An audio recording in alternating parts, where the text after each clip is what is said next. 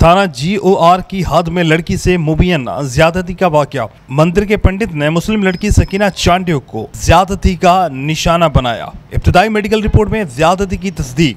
Police ने मुलजिम पंडित करमचंद को हिरासत में ले लिया, जबकि ज्यादती का शिकार मुस्लिम लड़की सकीना का कहना था कि मुझे पंडित ईद के रोज रानी बाग में मिला और मुझे अकेले बुलाया। पंडित ने मुझे कहा कि मैं तेरी सारी परेशानी हल कर दूंगा, तो झांसे में आ गई। मैं जब मंदिर पहुंची तो उसने मुझे बेहोश करके ज्यादती की। करमचंद ने धमकी दी कि किसी को बताया तो अंजाम बुरा होगा। पुलिस ने मुकदमा दर्ज करके मुखी करमचंद को गिरफ्तार कर लिया। मुलजिम के खिलाफ दफा 374 के तहत मुकदमा नंबर 26/2023 दर्ज कर लिया गया है। मुतासरा खातून सकीना चांडियो की उम्र 35 बरस और एक बच्चे की मां है।